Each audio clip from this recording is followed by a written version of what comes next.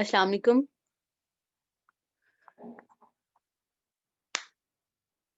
Hello. वालेकुम सलाम ma'am. बेटा कैसे हैं आप लोग? मैम अल्लाह का शुक्र है। आप कैसे? अल्हम्दुलिल्लाह मैम, ठीक है। आप ठीक हैं? मैं ठीक हूँ, अल्लाह का शुक्र। जी, किसी ने कुछ पूछना है? किसी भी चीज के बारे में, असेसमेंट प्लान के बारे में, लास्ट लेक्चर के बारे में, कोई ऐसी चीज जो आपके माइंड में हो, जो आप पूछना चाहते हो? है कोई क्वेश्चन? जी मैम, असेसमेंट प्लान के बारे में आप बता दें। असेसमेंट प्लान जो है वो अभी फाइनलाइज नहीं हुआ। असेसमेंट प्लान को फाइनलाइज होने में कम से कम हफ्ता लगेगा। ये आप लोगों को शायद आपके बाकी रिसोर्स पर्सन ने भी बताया होगा कि जो असेसमेंट प्लान है वो अभी तक, इससे पहले जितने भी आपके क्विज हुए हैं किसी भी उसके सब्जेक्ट के, या इससे पहले जो भी चीजें हैं वो सारी की सारी कंसीडर नहीं होंगी। दोबारा से जीरो से स्टार्ट करना है और उसमें क्या असेसमेंट लेनी है, क्या नहीं लेनी, एलएमएस पे क्या हो सकता है, क्या नहीं हो सकता, ये सारी चीजें अभी कंट्रोलर की तरफ से आनी है। अभी चीजें रिवाइज हो रही हैं। जैसे ही कोई प्लान बन जाएगा तो फिर मैं आप लोगों से शेयर कर दूंगी। अभी आप बेशक अपने जिस मर्जी रिसोर्स पर्सन से पूछ लें। अभी कम से कम जो हमें हमारे उसकी डिपार्टमेंट की तरफ से है वो यही है कि 10 डेज मिनिमम लगेंगे, लेकिन मोस्ट प्रोबेबली एक हफ्ते के अंदर अंदर जो है ये सारी चीजें सॉर्ट आउट हो जाएंगी। तो फिर आपको असेसमेंट प्लान जो है आपका वो पता चल जाएगा।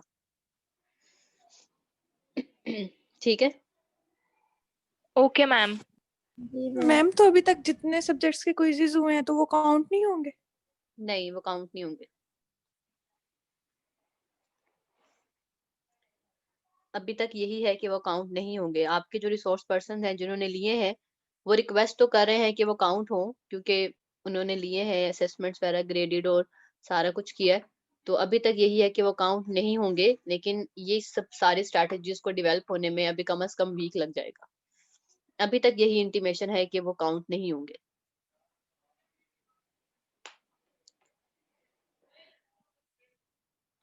इसके अलावा कोई क्वेश्चन है किसी का?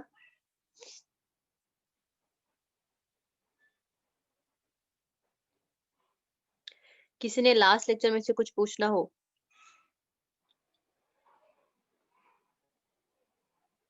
सबको समझ आ गई थी कम्युलेटिव ट्रॉमा की, क्रॉनिक इन्फ्लेमेशन की, एक्यूट स्टेज, क्रॉनिक स्टेज और सब एक्यूट स्टेज में हम क्या क्या मैनेजमेंट करते हैं, उनकी जो गाइडलाइंस हैं सबको समझ आ गई थी? कोई जवाब तो दे बेटा। जी मैम, समझ आ गई। ठीक है बेटा, फिर हम आज का जो हमारा टॉपिक है उसको स्टार्ट करते हैं।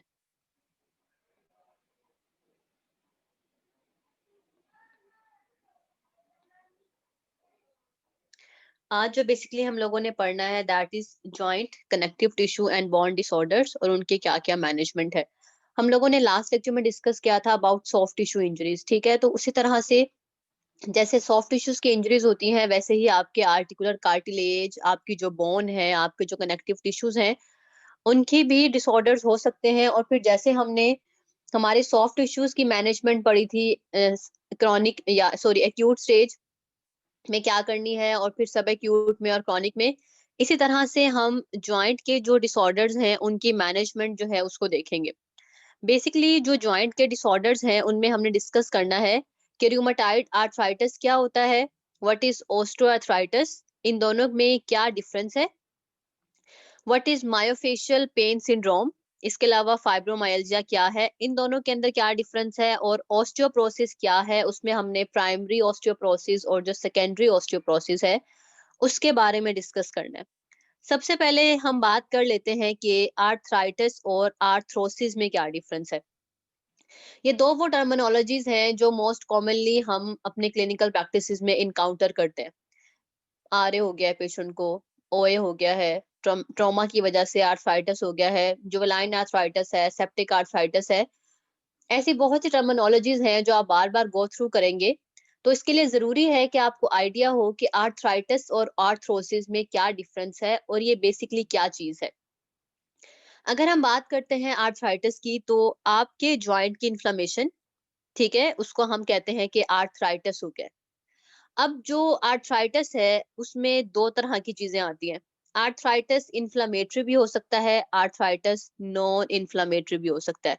कि मेन कॉज इन्फ्लेमेशन नहीं थी, लेकिन बार बार चीजें होने की वजह से, जैसे जॉइंट की डिस्ट्रक्शन हुई, उसकी वजह से इन्फ्लेमेशन हो सकती है, जैसे ओएमए होती है। लेकिन वो उसका बेसिक कॉज इन्फ्लेमेटरी नहीं है, वो नॉन इन्फ्लेमेटरी है। ठीक है।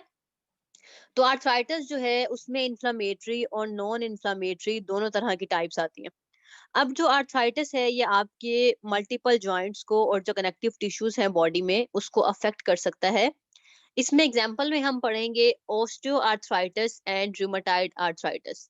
रूमेटाइड आर्थराइटिस इन्फ्लेमेटरी आर्थराइटिस की टाइप है, जबकि ऑस्टियो आर्थराइटिस जो है वो नॉन इन्फ्लेमेटरी आर्थराइटिस की टाइप है। इसके अलावा आर्थरोसिस क्या है? जॉइंट की limitation without any inflammation. Limitation of a joint को हम आर्थरोसिस कहते हैं। मतलब फ्रैक्चर हुआ, फ्रैक्चर के बाद आपने बहुत अरसे तक इमोबिलाइज रखा, कुछ मंथ्स तक आपने प्लास्टर ऑफ पेरिस जो है वो पेशेंट ने चढ़वा लिया, क्योंकि हीलिंग रिक्वायर्ड थी आपकी बोन्स की। फ्रैक्चर के बाद जब इमोबिलाइज किया गया, इमोबिलाइजेशन के बाद आपने जब प्लास्टर ऑफ पेरिस उतार दिया, तो वहां पे स्वेलिंग नहीं है, कोई इन्फ्लेमेशन के साइन नहीं है। लेकिन क्या हुआ है, आपकी जो जॉइंट की मूवमेंट है वो रिस्ट्रिक्ट हो गई है, लिमिटेशन आ गई है रेंज ऑफ मोशन में। तो इस तरह की जो चीजें होती हैं, जो जॉइंट प्ले जिनमें अफेक्ट हो, जिनमें आपके जॉइंट की मूवमेंट रिस्ट्रिक्टेड हो, लिमिटेशन आ जाए जॉइंट रेंज ऑफ मोशन में विदाउट एनी इन्फ्लेमेशन, उसको हम आर्थरोसिस कहते हैं। तो ये दो टर्मिनोलॉजीज हैं, आर्थराइटिस एंड आर्थरोसिस। अब जो आर्थराइटिस एंड आर्थरोसिस है, इसके क्लिनिकल साइन एंड सिम्टम्स क्या हो सकते हैं? सबसे पहले है इम्पेयर्ड मोबिलिटी। इम्पेयर्ड मोबिलिटी क्या है कि वो पेशेंट जिनमें टिपिकल साइंस आते हैं जॉइंट इन्वॉल्वमेंट के, ठीक है, तो उनमें जो कैप्सूलर पैटर्न है उसमें रिस्ट्रिक्शन होती है। आप लोगों ने एंडफिल्स के बारे में, कैप्सूलर पैटर्न्स के बारे में पहले पढ़ा होगा। जो कैप्सूलर पैटर्न है ये हर जॉइंट का डिफरेंट है। जैसे शोल्डर का कैप्सूलर पैटर्न डिफरेंट है, हिप जॉइंट का कैप्सूलर पैटर्न डिफरेंट है, एल्बो जॉइंट का कैप्सूलर पैटर्न डिफरेंट है, एंकल का कैप्सूलर पैटर्न डिफरेंट है। हर जॉइंट जो है वो अपने कैप्सूलर पैटर्न में लिमिटेशन को शो करता है। ठीक है, कैरेक्टरिस्टिक पैटर्न है हर जॉइंट का, उसको आप उस जॉइंट का कैप्सूलर पैटर्न कहते हैं। तो जो आर्थराइटिक जॉइंट्स होते हैं उनमें जो इम्पेयर्ड मोबिलिटी होती है वो कैप्सूलर पैटर्न में होती है, और जो एंड फील्स होती हैं वो फर्म होती हैं। ठीक है। जो आर्थरोसिस होती है, जैसे फ्रैक्चर के बाद जब पेशेंट रिकवर होता है, उसमें जब इमोबिलाइजेशन रिक्वायर होती है, तो उस टाइम पे आर्थरोसिस की वजह से भी इम्पेयर्ड मोबिलिटी हो सकती है। ठीक है। नेक्स्ट वन है इम्पेयर्ड बैलेंस। इम्पेयर्ड बैलेंस का क्या मतलब है? हमारे जो वो जॉइंट्स जो वेट बेरिंग जॉइंट्स होते हैं, अगर वो अफेक्टेड हैं, जैसे नी जॉइंट है, हिप जॉइंट है, हमारे इंटरवर्टिब्रल जॉइंट्स हैं स्पाइन के, तो ये सारे हमारे वेट बेरिंग जॉइंट्स हैं, हमारी बॉडी का वेट लिफ्ट करते हैं ये। अब जब हमारी जो वेट बेरिंग जॉइंट्स हैं उनमें जब प्रॉब्लम आती है, तो क्या होता है, हमारे जो मैकेनो रिसेप्टर्स प्रेजेंट हैं, हमारे जो मसल स्पिंडल्स हैं और जो मैकेनो रिसेप्टर्स प्रेजेंट है हमारे वेट बेरिंग जॉइंट्स में, उनका sensory input with the passage of time कम हो जाएगा। जब डिक्रीज हो जाता है सेंसरी इनपुट, तो पेशेंट जो है उसमें बैलेंस के डेफिसिट्स आते हैं। ठीक है। तो इम्पेयर्ड बैलेंस जो है ये भी हो सकता है आर्थराइटिस की वजह से। थर्ड वन है impaired muscle performance. Muscle performance का क्या मतलब है? मसल की स्ट्रेंथ, रिपीट करते हैं। पार है वो अफेक्ट होगी। इम्पेयर्ड बैलेंस में जैसे हमने बात की कि जो वेट बेरिंग जॉइंट्स होते हैं उनमें ज्यादा प्रॉब्लम आता है बैलेंस का। वेट बेरिंग जॉइंट्स के पास आपके प्रोप्रियोसेप्टर्स प्रेजेंट हैं। प्रोप्रियोसेप्टर्स का क्या काम है? वो सोमैटोसेंसरी की आपकी पोजीशन जो है उसको वो सेंस करते हैं। तो अब जब आपके वेट बेरिंग जॉइंट्स में प्रॉब्लम है, आर्थराइटिस है, तो उस केस में क्या होगा, आपकी रेंज ऑफ मोशन लिमिटेड होगी, आप इतना मूवमेंट नहीं कर रहे। मैकेनो रिसेप्टर्स जो हैं वो एक्टिवेट नहीं हो पाएंगे, क्योंकि वो मूवमेंट से मैकेनिकल रिस्पॉन्स से एक्टिवेट होते हैं। जब मैकेनो रिसेप्टर्स एक्टिवेट नहीं हो रहे, तो आपके जो सेंसरी इनपुट है मैकेनो रिसेप्टर्स का वो कम हो जाएगा। ठीक है, क्योंकि उन्होंने सिग्नल लेके जाना है, सेंसरी इनपुट लेके जाना था। अब जब वो सेंसरी इनपुट नहीं लेके जाएंगे तो बैलेंस मेंटेन नहीं हो पाएगा, क्योंकि बैलेंस को मेंटेन करने के लिए सोमैटो सेंसरी सिस्टम भी बड़ा काम करता है। ठीक है। तो अब जब पोजीशन की सेंसिंग नहीं रही, तो मैकेनोरिसेप्टर्स एक्टिवेट नहीं हो रहे, तो उस केस में आपके जो बैलेंस के डेफिसिट्स हैं वो आना शुरू हो जाते हैं आर्थराइटिक जॉइंट्स की वजह से। ठीक है। थर्ड वन है impaired muscle performance. Muscle performance का मतलब है वही मसल की स्ट्रेंथ, एंडोरेंस एंड पावर। तो वो मसल्स जो इस्तेमाल नहीं हो पाते, क्यों इस्तेमाल नहीं हो पाते? क्योंकि उनमें जॉइंट की स्वेलिंग है उनके पास, उनमें पेन है। अब क्या होगा, पेशेंट जो है मूवमेंट नहीं करेगा, मूवमेंट नहीं करेगा तो मसल इस्तेमाल नहीं होंगे, मसल यूज नहीं होंगे तो डिसयूज एट्रोफी या वीकनेस हो जाएगी। अब जब वीकनेस होगी तो ऑब्वियस बात है कि आपके जो मसल्स हैं उनमें जब वीकनेस है, इम्बैलेंस आएगा स्ट्रेंथ में, तो ये चीजें फ्लेक्सिबिलिटी को अफेक्ट करेंगी, ये चीजें जॉइंट की स्टेबिलिटी को अफेक्ट करेगी। ये चीज जो है वो मसल्स के अंदर अगर वीकनेस होगी तो जॉइंट के ऊपर जो फोर्सेस हैं उनको डायरेक्ट करेगी। क्योंकि अक्सर तो ऐसा होता है कि आपके जब मसल की स्ट्रेंथ अच्छी होती है तो वो जॉइंट की तरफ फोर्सेस को जाने ही नहीं देती। अब जब मसल्स इम्बैलेंस डेवलप हो गए हैं तो जॉइंट की तरफ फोर्सेस जो हैं वो डायरेक्ट हो जाएंगी और इस तरह से आपकी जो मसल परफॉर्मेंस है वो और ज्यादा इम्पेयर्ड हो जाएगी। ठीक है।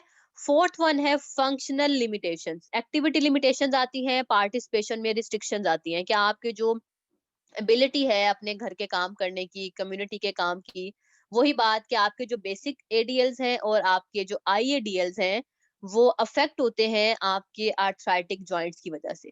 ठीक है। इसलिए हम पेशेंट को जो है वो अडेप्टिव और असिस्टिव डिवाइस देते हैं, जैसे क्रच दे दिया, केन दे दिया, वॉकर दे दिया चलने के लिए अगर नी का ओए हो गया है या हिप का हो गया है, ताकि जो क्रच है उससे बैलेंस को मेंटेन किया जा सके, उससे जो डिफॉर्मिंग फोर्स है उसको मिनिमाइज किया जा सके और पेशेंट के जो फंक्शंस हैं उनको इम्प्रूव किया जाए। तो बेसिकली जो साइन एंड सिम्टम्स हैं वो फिर आगे डिजीज के अकॉर्डिंगली और ज्यादा डिफरेंट हो जाएंगे। जैसे ओए में और सिम्टम्स आते हैं, आरए के सिम्टम्स जो हैं वो और दूसरे हैं, लेकिन जो इन जनरल जो हम कहेंगे कॉमन टू ऑल सिम्टम्स हैं वो क्या है कि आपकी मोबिलिटी इम्पेयर्ड होती है, आपका बैलेंस इम्पेयर्ड होता है, आपकी जो मसल परफॉर्मेंस है वो अफेक्ट होती है, साथ में फंक्शनल लिमिटेशंस जो है वो आती हैं। ठीक है। तो ये तो कॉमन जो आर्थराइटिस है या आर्थरोसिस है उसके साइन एंड सिम्टम्स है। आगे हम डिस्कस करते हैं रूमेटाइड आर्थराइटिस के बारे में कि इसमें क्या होता है। रूमेटाइड आर्थराइटिस जो है it is basically N auto immune disorder, कि आपकी अपनी बॉडी में जो इम्यूनिटी थी वो आपकी अपनी बॉडी के खिलाफ एंटीबॉडीज प्रोड्यूस करना शुरू हुई।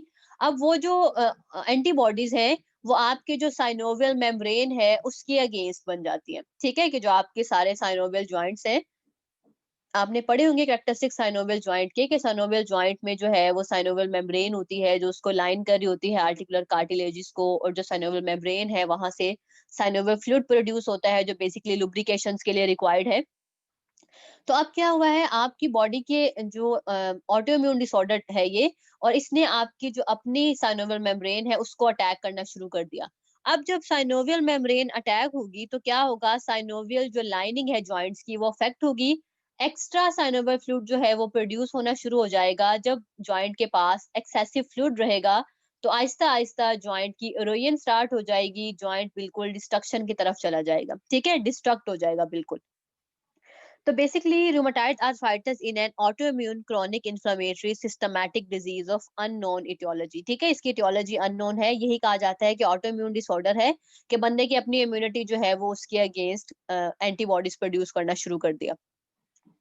सिस्टेमिक इन्वॉल्वमेंट है आपके, किसी भी सिस्टेमिक है इसलिए आपके ऑटोइम्यून डिसऑर्डर है तो ये किसी भी जॉइंट को इन्वॉल्व कर सकती है, और जिस भी जॉइंट को इन्वॉल्व करती है तो बायलैटरल करती है, सिमेट्रिकल करती है। जैसे अगर राइट साइड के इन्वॉल्व होंगे जॉइंट तो लेफ्ट साइड का भी इन्वॉल्व होगा। ये फॉर श्योर है रूमेटाइड आर्थराइटिस में कि बायलैटरल सिमेट्रिकल इन्वॉल्वमेंट होती है। इसका यही डिफरेंस बनता है फिर ओए से। ओए जो है वो सिमेट्रिकल नहीं होती, वो यूनिलैटरल होती है। बायलैटरल भी हो सकती है लेकिन मोस्टली जो उसकी प्रेजेंटेशन है दैट इज यूनिलैटरल। अच्छा, अब क्या हुआ है, आरए में आपकी जो साइनोवियल लाइनिंग है जॉइंट्स की वो अफेक्ट हो गई और आपके जो कनेक्टिव टिश्यूज हैं वो अफेक्ट हो गए। ये वाली जो डिजीज है इसके बड़े फ्लक्चुएटिंग से कोर्स है। एट टाइम्स ये ऐसे शो करती है कि आपको ये डिजीज है ही नहीं, वो उसका आप कहें कि रिमिशन टाइम होता है इस डिजीज का।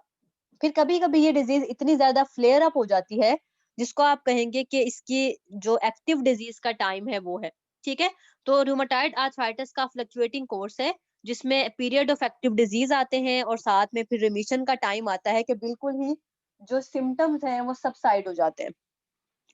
इसका ऑनसेट और जो प्रोग्रेशन है ये माइल्ड सिम्टम से स्टार्ट होती है, पेन से और स्टिफनेस से, और एकदम से फिर स्वेलिंग और स्टिफनेस और प्रोग्रेसिव जो डिफॉर्मिटीज हैं वो शुरू हो जाती हैं। ठीक है, ये इसका जो ऑनसेट है और जो प्रोग्रेशन है ये इस तरह से होता है कि विद इन वीक्स और मंथ्स जो है बस पेशेंट को अचानक से पेन स्टार्ट हुआ।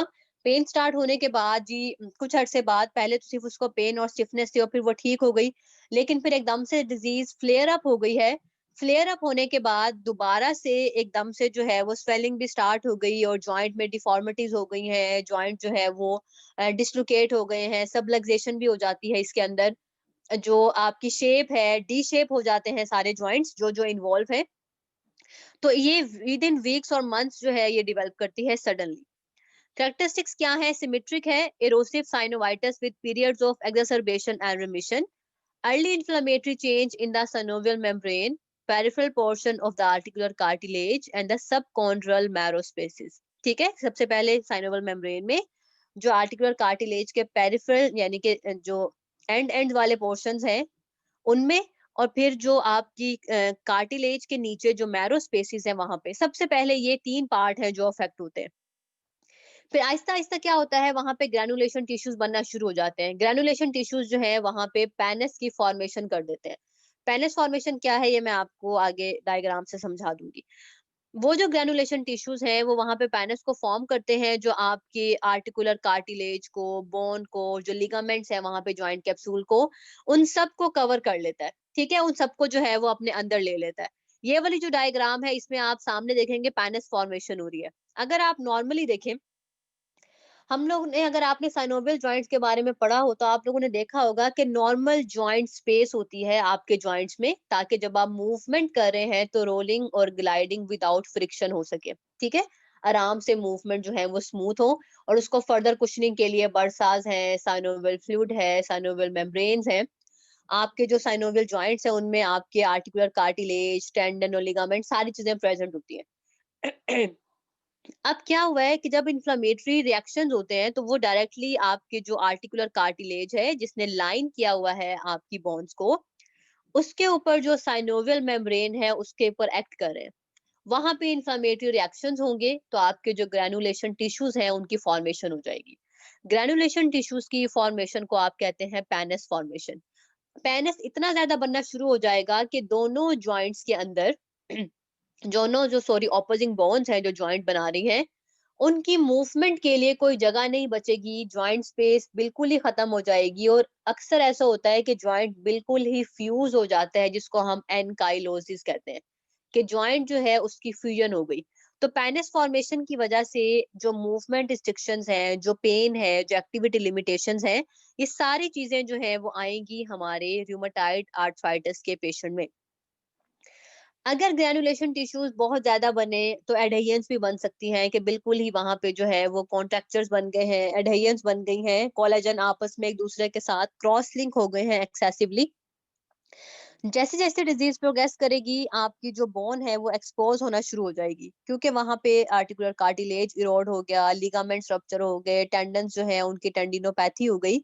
तो आहिस्ता आहिस्ता बोन जो है उसकी बोन एरोजन स्टार्ट हो जाएगी, बोन एक्सपोज हो जाएगी। फाइब्रोसिस भी हो सकता है, ओसिफिक एनकाइलोसिस जो मैंने अभी बताया कि अगर बहुत ज्यादा बढ़ जाए तो जॉइंट बिल्कुल ही फ्यूज हो जाता है जिसको आप एनकाइलोसिस कहते हैं। जॉइंट की डिफॉर्मिटी डेवलप हो सकती है, डिसेबिलिटी आ सकती है, सबलक्सेशन हो सकती है, डिसलोकेशन हो सकती है, जिस भी जॉइंट को ये अफेक्ट करे। टेंडन में इन्फ्लेमेशन हो सकती है, टेंडन की जो शीथ है वो इन्फ्लेम्ड हो जाएगी जिसको हम टीनोसाइनोवाइटिस कहते हैं, जो हमने लास्ट लेक्चर में डिस्कस किया था। इसके अलावा एक्स्ट्रा आर्टिकुलर पैथोलॉजिकल चेंज, कि आपकी जो बोन है उसके ऊपर नोड्यूल्स बनना शुरू हो जाते हैं। ठीक है, इसको हम कहते हैं कि एक्स्ट्रा आर्टिकुलर पैथोलॉजिकल चेंज आता है। जैसे अगर आप ये डायग्राम देखें, जो डायग्राम बी है, इसमें अगर आप देखें बीच में तो आर्टिकुलर कार्टिलेज की इरोजन की वजह से जॉइंट स्पेस की नैरोविंग हो गई है, पैनस फॉर्मेशन की वजह से बिल्कुल ही आपके जॉइंट जो हैं वो उनमें कोई स्पेस नहीं है, और आहिस्ता आहिस्ता यहाँ पे फ्यूजन स्टार्ट हो जाएगी जो एनकाइलोसिस है। इसके अलावा पेरी आर्टिकुलर स्वेलिंग है, पेरी आर्टिकुलर ऑस्टियोप्रोसिस है, सबकॉन्ड्रल रेडियोल्यूसेंट डिफेक्ट्स हैं, साइनोवियल सूडोसिस्ट बन गई है। ये सारी वो चीजें हैं जो आपको एक्सरेज के ऊपर मोस्ट एविडेंट होती हैं हमारे रूमेटाइड आर्थराइटिस के केस में। ये रेडियोग्राफिक हेयर मार्क है टिपिकल जॉइंट के डिफॉर्मिटीज दिखाने के लिए स्मॉलर जॉइंट्स में। मोस्टली ये स्मॉलर जॉइंट जो हैंड के हैं उनको ज्यादा अफेक्ट करता है, और आपके जो प्रोक्सिमल इंटरफेरेंजियल जॉइंट्स हैं वो ज्यादा अफेक्ट होते हैं रूमेटॉइड आर्थराइटिस के केस में। आप देख सकते हैं कि जॉइंट जो है इसमें जो हमारी लिटिल फिंगर है, ठीक है, उसकी अगर टेलीस्कोपी कराएं हम डिजिट्स पे तो वहां पे साफ लिखा हुआ है कि मेटाकार्पोफिलेंजियल डिस्ट्रक्शन एंड डिस्लोकेशन है। अगर आप देखें तो यहाँ पे डिस्लोकेशन जो है वो कॉमनली आपको नजर आ रही है। अगर आप डायग्राम ए के एक्सट्रीम राइट पे देखें, ठीक है, जो लिटिल फिंगर है वहां पे डिस्लोकेशन हो गई है जॉइंट की डिफॉर्मिटीज की वजह से। जॉइंट की जो नॉर्मल अलाइनमेंट है वहां से जॉइंट मिसअलाइंड हो गए हैं, हैंड जो है उनकी डिफॉर्मिटीज डेवलप हो गई हैं, तो ये रूमेटॉइड आर्थराइटिस में कॉमनली डेवलप होते हैं। क्राइटेरिया क्या है इसके डायग्नोसिस का? वैसे तो अगर हम आरए की बात करें तो आरए के जो डायग्नोस्टिक क्राइटेरियाज हैं वो 7 है, लेकिन अगर उनमें से कोई 4 भी पूरे हो रहे हो तो हम लेबल कर देते हैं कि पेशेंट को रूमेटॉइड आर्थराइटिस हो गया है, ठीक है। अब उनमें से जो आपके 4 जो क्राइटेरियाज हैं, फर्स्ट 4, अगर वो जो फर्स्ट 4 क्राइटेरियाज हैं वो फर्स्ट एटलीस्ट 6 वीक्स तक जो है वो प्रेजेंट होने चाहिए पेशेंट में, कि तब आप उसको आरए जो है वो लेबल कर देते हैं। पहला क्या है कि जब पेशेंट सुबह उठेगा सो के तो उसको मॉर्निंग स्टिफनेस होगी उन उन जॉइंट्स में जो उसके अफेक्टेड है, और वो जो स्टिफनेस है वो 1 घंटे से ज्यादा अरसे के लिए रहेगी। ओए में क्या होता है वो सिर्फ 30 मिनट्स तक रहती है, लेकिन आरए में 1 घंटे से ज्यादा तक रहती है। तो ये भी डिफरेंस हो जाता है कि अच्छा अगर आप सुबह सो के उठती हैं तो आपको स्टिफनेस फील होती है तो कितनी देर तक होती है, एक्टिविटी करती हैं तो क्या वो कम हो जाती है या और ज्यादा बढ़ जाती है, ठीक है। तो जो आरए के पेशेंट्स होते हैं उनमें जो मॉर्निंग स्टिफनेस है वो एटलीस्ट 1 आवर जो है वो रहती है। इसके अलावा ये at least 3 of the following joints को जो है वो साइमल्टेनियसली इन्वॉल्व करता है। उनकी सॉफ्ट टिश्यू स्वेलिंग भी होती है, उनमें जो है वो फिजिशियन ने ऑब्जर्व किया है कि फ्लूइड भी प्रेजेंट होता है। वो कौन कौन से 3 जॉइंट्स हैं? राइट और लेफ्ट प्रोक्सिमल इंटरफेरेंजियल जॉइंट्स, इसके अलावा मेटाकार्पोफिलेंजियल जॉइंट्स, रिस्ट, एल्बो, नी, एंकल और मेटाटार्सोफिलेंजियल जॉइंट्स। के जब भी पेशेंट आपके पास आएगा उसको इनमें से कोई 3 जॉइंट एट अ टाइम जो है वो अफेक्टेड होंगे। वो एटलीस्ट इनमें से 3 जॉइंट्स के बारे में आपको नजर आएगा कि सॉफ्ट टिश्यू की स्वेलिंग भी है और फ्लूइड जो है वो भी जमा हुआ हुआ है। इसके अलावा स्वेलिंग आ सकती है रिस्ट में, मेटाकार्पोफिलेंजियल जॉइंट्स में, और आपके जो प्रोक्सिमल इंटरफिलेंजियल जॉइंट्स है उसके अंदर। आरए में सिमेट्रिकल जॉइंट इन्वॉल्वमेंट होती है, जो भी जॉइंट इन्वॉल्व होगा वो बायलैटरली इन्वॉल्व होगा। इसके अलावा रूमेटॉइड नोड्यूल्स बन सकते हैं। आप ब्लड टेस्ट कराएंगे, सीरम जो फैक्टर है आरए फैक्टर वो पॉजिटिव होगा। रेडियोग्राफिक चेंजिंग्स में या लाइक आप एक्सरे कराते हैं, एमआरआई कराते हैं, सीटी कराते हैं, तो उसमें आपको नजर आएगा कि बोन की इरोजन भी स्टार्ट हो गई है, बोनी डिकैल्सिफिकेशन भी स्टार्ट हो रही है, जो कि इन्वॉल्व जॉइंट्स के पास लोकलाइज्ड है। तो ये तो क्राइटेरियाज थे रूमेटॉइड आर्थराइटिस के लिए। यहाँ आप देख सकते हैं कि जो फुट जॉइंट है उसके ऊपर रूमेटॉइड आर्थराइटिस डेवलप हो गया है फर्स्ट मेटाटार्सोफिलेंजियल जॉइंट में। फर्स्ट मेटाटार्सोफिलेंजियल जॉइंट की डिस्ट्रक्शन हो गई है, इरोजन हो गई है, जिसकी वजह से सबलक्सेट हो गया है मेटाटार्सोफिलेंजियल जॉइंट, ठीक है। तो ये आपकी जो जॉइंट की डिफॉर्मिटीज हैं वो आरए में बहुत जल्दी डेवलप होती है। नेक्स्ट वन है कि आप अब इसमें मैनेजमेंट गाइडलाइन क्या करेंगे। वही मैनेजमेंट गाइडलाइन जैसे आपने पीछे पढ़ा था कि अगर एक्यूट स्टेज है तो क्या होगी और सब एक्यूट और क्रॉनिक है उसमें डिफरेंट होगी। इसकी एक्यूट स्टेज क्या है? जब डिजीज अपने एक्टिव फॉर्म में है, जब डिजीज फ्लेयर कर गई है। अगर पीरियड्स ऑफ एक्टिव डिजीज है, क्योंकि उस टाइम पे साइनोवियल इन्फ्लेमेशन भी होगी, स्वेलिंग भी होगी, पेन भी होगा, पेशेंट की जो रेंज ऑफ मोशन है वो लिमिटेड होगी, पेशेंट जो है उसकी जो ऑनसेट है वो स्मॉलर जॉइंट से शुरू होगा जैसे हैंड से या फीट से, और मोस्ट कॉमनली आपके जो प्रोक्सिमल इंटरफेरेंजियल जॉइंट्स हैं और सिम्टम्स जो है वो बायलैटरल होंगे। आहिस्ता आहिस्ता जॉइंट की डिफॉर्मेशन स्टार्ट होगी। ये वो टाइम है जब डिजीज अपने एक्टिव फेज में है, ठीक है। पेशेंट को साथ में सिस्टेमिक साइंस भी आते हैं, क्योंकि हमने अभी पीछे बात की थी कि ऑटो इम्यून डिजीज है सिस्टेमिक टाइप की। तो पेशेंट को वेट लॉस भी हो सकता है, इसमें पेशेंट की लॉस ऑफ एपिटाइट भी हो सकता है, पेशेंट को लो ग्रेड फीवर भी हो सकता है, पेशेंट को फटीग भी हो जाती है। तो अब फटीग के लिए भी हम एनर्जी कंजर्वेशन की जो चीजें हैं वो बताते हैं पेशेंट को। तो सबसे पहले हमने पेशेंट को एजुकेट करना है, पेशेंट को, उसको बताना है कि रेस्ट की क्या इंपॉर्टेंस है, joint protection and energy conservation किस तरह से आपने करनी है और परफॉर्मेंस ऑफ आरओएम कैसे होगी। असल में जो रूमेटाइड आर्थराइटिस के पेशेंट्स होते हैं उनमें फटीग बहुत जल्दी हो जाती है, तो जब आपने उन्हें एनर्जी कंजर्वेशन या फटीग के बारे में बताना है तो उसके कुछ प्रिंसिपल्स होते हैं। आपने पेशेंट को बताना है कि उसने अपनी एक्टिविटीज को मॉनिटर करना है और जब भी उसको लगे कि अब फटीग डिवेल्प होने लगी है तो वो अपनी उस एक्टिविटी को स्टॉप कर दे। इसके अलावा अगर कोई एक्सरसाइज करनी है तो एक लॉन्ग सेशन में करने के बजाय वो अपनी एक्सरसाइज को 3 to 5 सेशंस में डिवाइड कर ले, शॉर्टर एपिसोड्स में डिवाइड करे और फ्रिक्वेंटली कर ले, ठीक है, ताकि फटीग को अवॉइड किया जा सके। इसके अलावा पेशेंट जो है वो रेस्ट इंटरवल को ज्यादा रखे, ठीक है, और एक्टिविटीज जो है उसको कम करे कि अपनी जो लेवल ऑफ एक्टिविटीज है ऐसी जो कि प्रोवोक करती हैं आपके जॉइंट पेन को, तो इट्स बेटर कि आप जो है वो उन एक्टिविटीज को ना करें और अपने अगर आपने वो एक्टिविटीज करनी है तो उनमें जो रेस्ट इंटरवल्स हैं उनको ज्यादा से ज्यादा आप बीच में इनकॉर्पोरेट करें। जो आपकी जॉइंट रेंज ऑफ मोशन है, मसल स्ट्रेंथ है, एंडोरेंस है, उसको मेंटेन करने की कोशिश करें। अपनी जो वर्क है और उसके में जो रेस्ट है उनका आपस का बैलेंस जो है वो बनाए और अपनी जो मस्कुलर और टोटल बॉडी जो फटीग है उसको अवॉइड करने की कोशिश करें। अपने रेस्ट को बढ़ाए ताकि फ्लेयर ऑफ डिजीज को कम किया जा सके। ऐसी पोजीशंस जो डिफॉर्मिंग हो, ऐसे पोस्चर्स जो डिफॉर्मिंग फोर्सेस लगाते हो, उन पोस्चर्स को अवॉइड किया जाए और प्रोलॉन्ग स्टैटिक जो पोजीशन है एक ही पोजीशन में ज्यादा देर तक ना बैठे, ठीक है। हर 20 से 30 मिनट के बाद अपनी जो पोजीशन है उसको चेंज करता रहे, उसको मॉडिफाई करता रहे।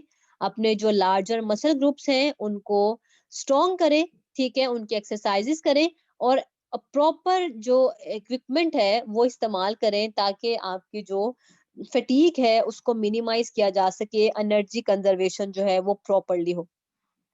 इसके अलावा आप होम एक्सरसाइज प्रोग्राम पेशेंट को गाइड करते हैं और उसकी एक्टिविटीज को मॉडिफाई कर देते हैं ताकि उसकी जो एनर्जी है वो कंजर्व रहे और जो वनरेबल जॉइंट्स हैं जो ज्यादा प्रोन टू इंजरी है उनका स्ट्रेस मिनिमाइज किया जा सके। सेकंड वन है, क्योंकि एक्यूट स्टेज है तो पेन को रिलीव करना है और पेन की वजह से पेशेंट ने रिफ्लेक्स मसल गार्डिंग की है, ये मसल्स को कॉन्ट्रैक्ट किया हुआ है, तो रिलैक्सेशन को प्रमोट करना है। मोडालिटीज आप इस्तेमाल कर सकते हैं, टेंस इस्तेमाल होता है, हॉट पैक्स इस्तेमाल होते हैं, लेकिन हॉट पैक्स के बारे में कंट्रोवर्सीज है। कुछ रिसर्चेस ये कहती हैं कि हॉट पैक्स जो इन्फ्लेमेटरी प्रोसेस है उसको फर्दर एग्जैजुरेट कर देती हैं और कुछ ये कहती हैं कि जो कोल्ड थेरेपीज है वो ज्यादा अच्छे इफेक्ट्स देती हैं एज एंटी इन्फ्लेमेटरी। तो मोडालिटीज इस्तेमाल की जा सकती हैं, जेंटल मसाज दिया जा सकता है, इमोबिलाइज किया जा सकता है स्प्लिंट में ताकि जॉइंट को प्रोटेक्ट किया जा सके सबलक्सेशन से एंड डिसलोकेशन से। रिलैक्सेशन टेक्निक कराई जा सकती है जो आप लोगों ने काइनी 2 में पढ़ी होंगी, प्रोग्रेसिव रिलैक्सेशन एक्सरसाइजेस, उसमें कंट्रास्ट रिलैक्सेशन भी हम लोगों ने पढ़ा था। तो जो रिलैक्सेशन एक्सरसाइजेस है, लोकल रिलैक्सेशन और जनरलाइज रिलैक्सेशन, आप वो एक्सरसाइजेस जो है वो अप्लाई कर सकते हैं पेशेंट को रिलैक्स करने के लिए। मेडिकेशन दी जा सकती है फॉर द पेन रिलीफ और एंटी इंफ्लेमेटरी मेडिकेशंस ताकि इन्फ्लेमेशन को सबसाइड किया जा सके। थर्ड वन है, जॉइंट की स्टिफनेस को मिनिमाइज करना है और मेंटेन करना है अवेलेबल रेंज ऑफ मोशन।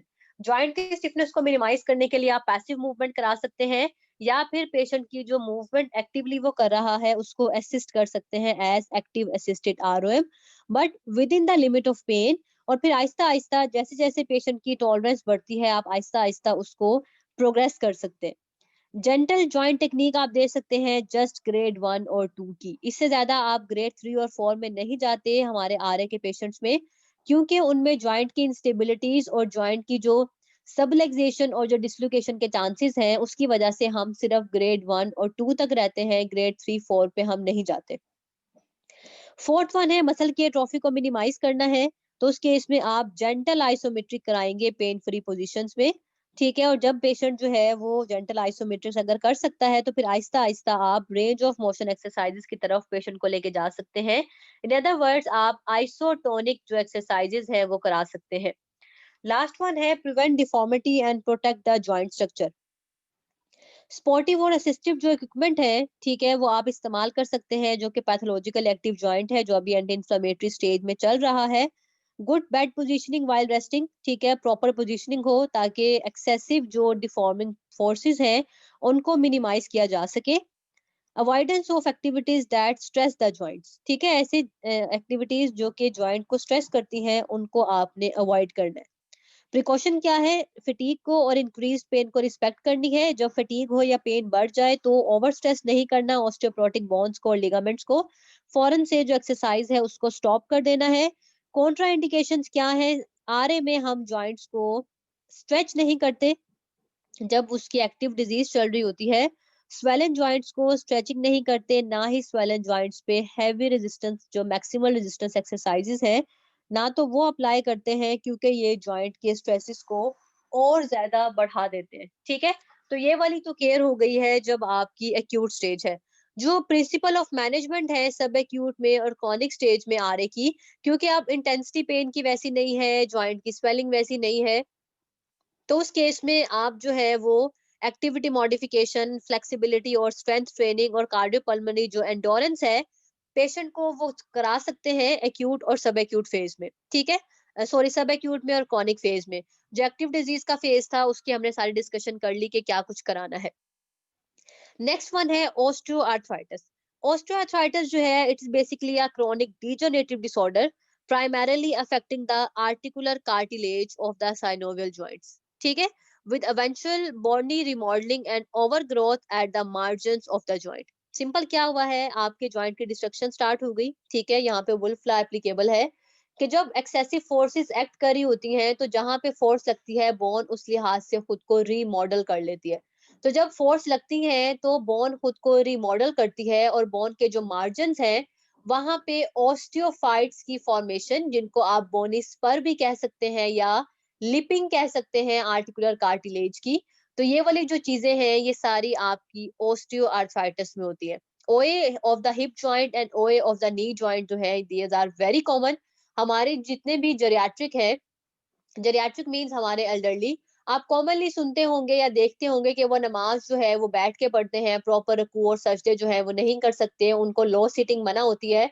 जब वो झुकते हैं तो उनकी जो घुटने हैं उनमें से प्रॉपर साउंड्स आती हैं जिनको आप पोपिंग साउंड या क्रैपिटेशंस कहते हैं, जिसको आप क्रैपिटस भी कहते हैं। तो ये जब आपकी जॉइंट स्पेस नैरो हो जाती है तो जब बोन आपस में रब करती है उसकी वजह से आते हैं। कैल्शियम डेफिशिएंसी की वजह से आ सकती है। बोन में जब ऑस्टियोप्रोसिस डेवलप होता है उस वजह से भी क्रैपिटेशंस आती हैं। तो नॉर्मली जो क्रैपिटस है वो आपकी ऑस्टियोआर्थराइटिस जो जॉइंट्स होते हैं जिनमें ओए डेवलप हो जाता है उनके अंदर से आती है। तो ये बेसिकली एक डिजनरेटिव डिसऑर्डर है, जबकि आरए जो है वो एक इन्फ्लेमेटरी डिसऑर्डर है। दोनों में एक ये डिफरेंस है। कैरेक्टरिस्टिक्स क्या है इसके, जब आपको डिजनरेशन होती है तो क्या होता है, आपके कैप्सूल डिस्टेंड हो जाते हैं। जब कैप्सूल डिस्टेंड हो जाते हैं तो कैप्सूलर लैक्सिटी की वजह से जॉइंट हाइपर मोबाइल या इन अदर वर्ड्स इनस्टेबल हो जाते हैं। अब जॉइंट की जो इंस्टेबिलिटी है और जॉइंट हाइपर मोबाइल हो गया है, साथ में डिजनरेटिव चेंज आ रहा है, तो ये सब चीजें क्या करती हैं, ये पेन कॉज करती हैं। तो पेन की वजह से पेशेंट जो है वो खुद को मूव नहीं करता।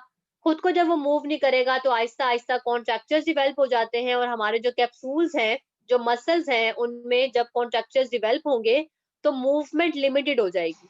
तो वैसे तो ओए की वजह से इनिशियल डेज में हाइपर मोबिलिटी और इंस्टेबिलिटी होती है, जो आहिस्ता आहिस्ता पेन की वजह से आपको लीड करती है towards hypomobility and limited range of motion. ठीक है, इसके अलावा हमारी जो ओए है इसकी इटियोलॉजी अननोन है, लेकिन कहा जाता है कि जो मैकेनिकल इंजरीज होती है जॉइंट में वो ऑस्टियोआर्थराइटिस को कॉज कर देती है। मैकेनिकल इंजरी का क्या मतलब है, या तो आपको एकदम से कोई मेजर स्ट्रेस हुआ है, कोई एक्सीडेंट हो गया है या कुछ इस तरह की चीज कि उसने एकदम से जॉइंट में जो है वो डिजनरेशन स्टार्ट कर दी, या फिर डेली बेसिस पे आप एक माइनर सा स्ट्रेस इनकाउंटर करते थे लेकिन माइनर प्लस होता होता आपके लिए बहुत मेजर या क्रॉनिक बन गया। ठीक है, तो मेजर स्ट्रेस या फिर रिपीटेड जो माइनर स्ट्रेस होते हैं या फिर आपकी जो साइनोवियल फ्लूइड है, अगर उसकी प्रॉपर मूवमेंट ना हो कि आप जो है वो एक्टिव नहीं है इतने, तो साइनोवियल फ्लूइड जो है उसकी मूवमेंट नहीं होती। साइनोवियल फ्लूइड की जब मूवमेंट नहीं होगी, जब जॉइंट इमोबिलाइज होता है, तो इस केस में जब ब्लड जो आपकी न्यूट्रिशनल वैल्यूज हैं आर्टिकुलर कार्टिलेज की, जब वो पूरी नहीं होंगी तो ऑटोमेटिकली उसकी डिस्ट्रक्शन स्टार्ट हो जाएगी। तो ये वो चीज है जो हम इटियोलॉजी में देखते हैं कि शायद ये इटियोलॉजी है ऑस्टियोआर्थराइटिस की, कि मैकेनिकल डिस्ट्रप्शन जो है वो ओए कॉज कर देती है। इसके अलावा ओए जो है ये हमारा जेनेटिक से रिलेटेड है, क्या किसी के पेरेंट्स में है या किसी के ग्रैंड पेरेंट्स में है, तो उससे ये हमारी जो जेनेटिकली इनहेरिट होती है ओए। ठीक है, इसके अलावा बेटा काइंडली इसको म्यूट कर दो।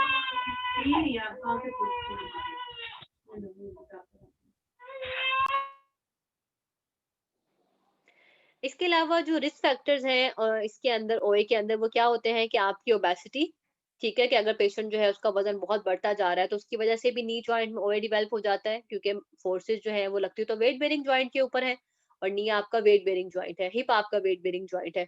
तो ओए जो है ये आपकी ओबेसिटी के साथ भी रिलेटेड है। आपकी अगर क्वाड्रिसेप्स वीक हो तो उस केस में नी का ऑस्टियोआर्थराइटिस बहुत कॉमन है। ऐसे आप स्पोर्ट्स में जो है वो पार्टिसिपेट करते हैं, जैसे बेसबॉल पिचिंग है, फुटबॉल है, तो ये वाली जो चीजें हैं जिसमें ट्विस्टिंग आती है बार बार, तो ये चीजें डिजनरेटिव जो फोर्सेस हैं वो कॉज कर सकती हैं। इसके अलावा अगर आप जो है ऐसी कोई जॉब करते हैं और ऐसी कोई आपकी ऑक्यूपेशनल एक्टिविटीज हैं जिसमें आपको नीलिंग रिक्वायर्ड है या स्क्वेटिंग है जिसमें हैवी लिफ्टिंग भी करनी है आपने और साथ में स्क्वाट्स करने हैं, तो स्क्वाटिंग में आप लोगों ने बायोमैकेनिक्स में पढ़ा होगा लोड्स, कि स्क्वाटिंग के दौरान नी के ऊपर मैक्सिमम लोड्स जो है वो एक्ट करते हैं। तो ये वाली जो चीजें हैं यस हैवी मैम। के साथ अगर आप स्क्वाट्स करते हैं तो ये चीज आपके जो जॉइंट है उसमें डिस्ट्रक्शन कॉज कर सकती है, एबनॉर्मल फोर्सेस को डायरेक्ट करती है टुवर्ड्स योर नी जॉइंट्स। इसके अलावा आर्टिकुलर कार्टिलेज जो है वो आहिस्ता आहिस्ता उसकी थिनिंग स्टार्ट हो जाती है, ठीक है, तो जब वो थिन हो जाते हैं, जब वो स्प्लिट हो जाते हैं, तो वो आपकी जो स्ट्रेस है उसको विथस्टैंड नहीं कर सकते।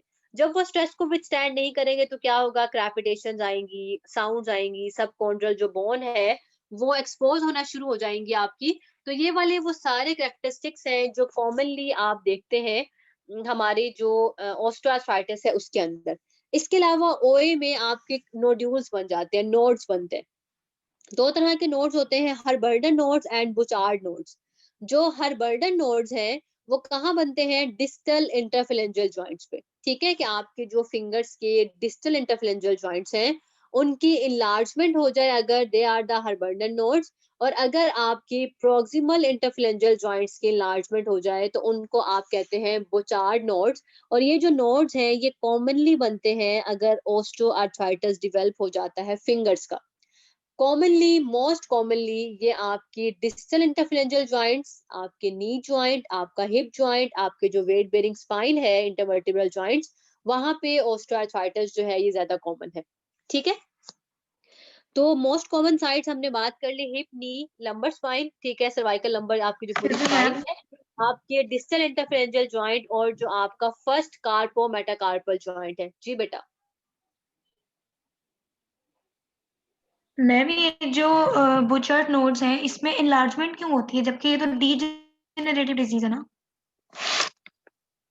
जी ये डिजेनरेटिव चेंजेस हैं लेकिन नोड्स बन रहे हैं आपके जो, क्योंकि जॉइंट की डिस्ट्रक्शन स्टार्ट हो गई है। ठीक है, जब जॉइंट डिस्ट्रक्ट हुआ है तो उस केस में ऐसा यस नहीं है कि डिस्ट्रक्शन होके बोन जो है वो गिरना शुरू हो गई, आप ये कह सकते हैं कि जॉइंट की डिस्ट्रक्शन क्या, जॉइंट की डिफॉर्मिटीज डेवलप हो गई है।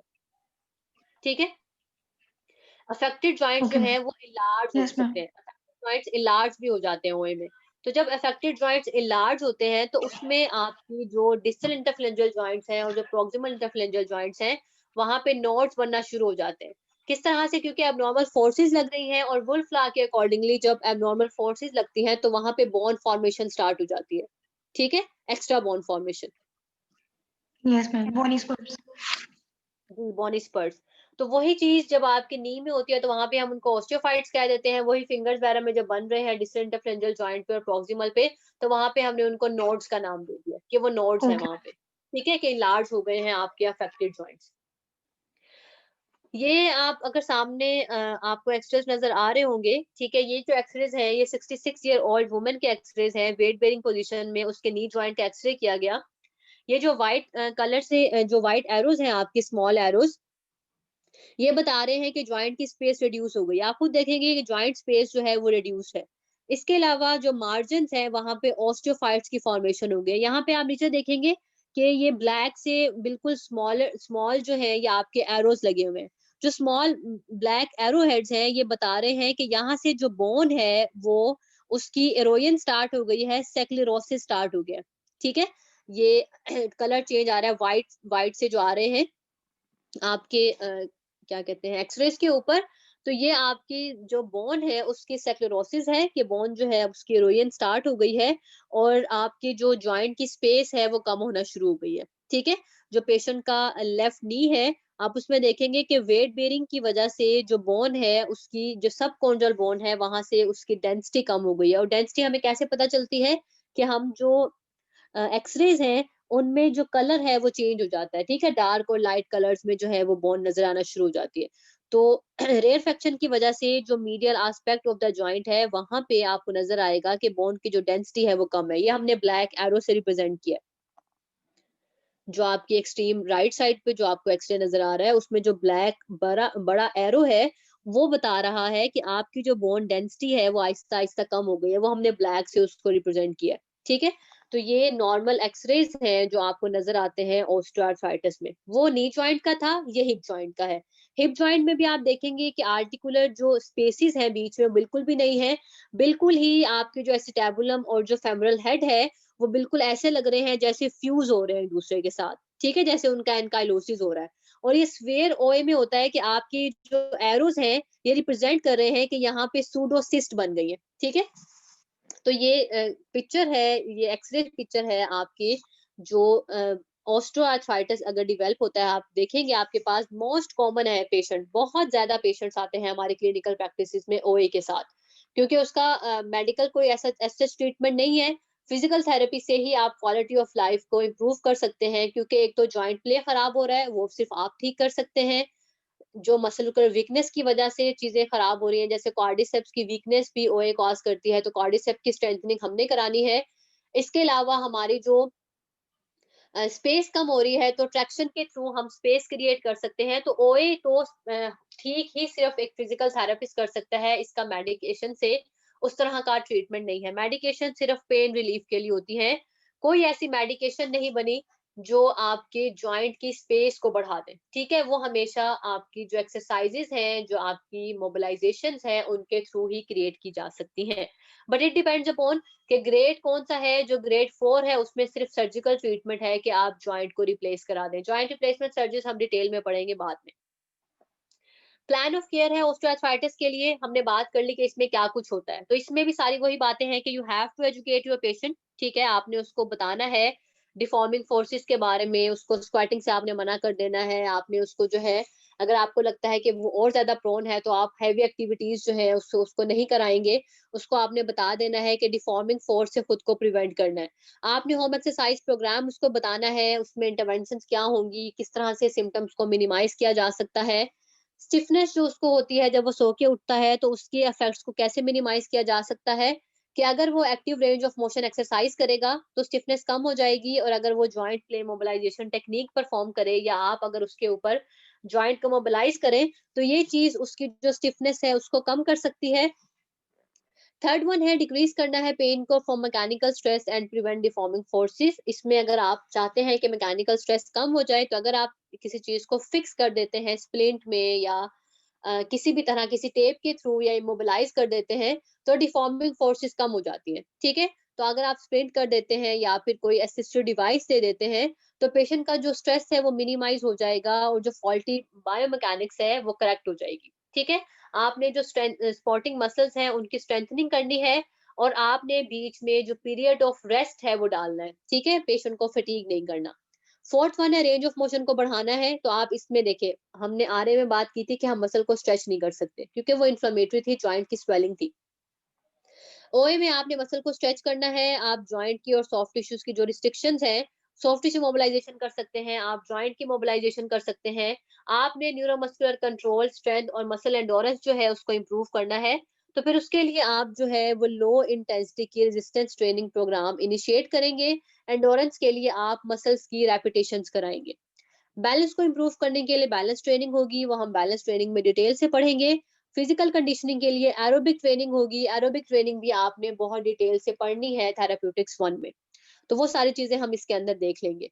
अगर स्ट्रेंथनिंग में स्पोर्टिंग मसल्स के आपका पेन बढ़ता है, ठीक है, तो इसका मतलब है कि आपने एक्सरसाइज को प्रोबेबली बहुत ज्यादा रेजिस्टेंस दे दी है, तो आपको चाहिए कि आप जो है वो जो भी आपने रेजिस्टेंस अप्लाई की है उसको दोबारा से देख लें, उसको जो है वो कम कर दें, ताकि पेशेंट जो है उसके ऊपर जो इफेक्ट्स आ रहे हैं ओवर एक्सरसाइज के उसको मिनिमाइज किया जा सके। ठीक है, आपने जॉइंट के मैकेनिक्स को एनालाइज करना है कि कहाँ पे ग्रेटर फोर्सेस लगती है जब पेशेंट कोई मूवमेंट करता है। जैसे स्क्वाटिंग में आपको पता है कि सारी की सारी जो फोर्सेस हैं वो नी जॉइंट के ऊपर डायरेक्ट होंगी, तो हर मूवमेंट में क्या डिफॉर्मिंग फोर्सेस हैं जो एक्ट कर सकती हैं, आपने उनका एहतियात करना है। और मैक्सिमम रेजिस्टेंस एक्सरसाइजेस जो है shouldn't be perform through out range of motion. ठीक है, मैक्सिमम रेजिस्टेंस एक्सरसाइजेस जो है वो आपने आइसोटोनिकली नहीं करानी, आप आइसोमेट्रिकली करा सकते हैं। ये तो बात थी ऑस्टियोआर्थराइटिस से। देख लेते हैं दोनों में क्या डिफरेंस है, ओए में और आरए में, वही वाली चीजें जो हमने पहले पढ़ी। ऑस्टियोआर्थराइटिस जो है वो 40 की एज के बाद स्टार्ट होता है। आरए जो है वो आपकी मिडिल अडल्टहुड में 15 से 50 की एज के दरमियान स्टार्ट हो सकता है। ऑस्टियोआर्थराइटिस जो है वो बहुत स्लोली प्रोग्रेस करता है। आरए की हमने बात की थी कि सडनली विद इन वीक्स और मंथ्स जो है ये प्रोग्रेस करता है। ऑस्टियोआर्थराइटिस की मैनिफेस्टेशन क्या है कि ये कार्टिलेज की डिजनरेशन हो जाती है इसमें, और आपके जो जॉइंट की बायोमैकेनिक्स है या जो जॉइंट के जो आर्किटेक्चर्स हैं वो ऑल्टर्ड हो जाते हैं, साथ में ऑस्टियोफाइट्स की फॉर्मेशन हो जाती है। आरए में इन्फ्लेमेटरी साइनोवाइटिस है, इरिवर्सिबल स्ट्रक्चरल डैमेज है आपके कार्टिलेज का और बोन का। जो ओए है उसमें जॉइंट की इन्वॉल्वमेंट में हमने बात की थी कि फ्यू जॉइंट्स को ये अफेक्ट करता है और एसिमेट्रिकली करता है। ठीक है, जैसे आपके डिस्टल इंटरफेरेंजियल जॉइंट्स, आपके proximal interphalangeal joint, first carpometacarpal, ये सारी बातें हमने देख ली पीछे।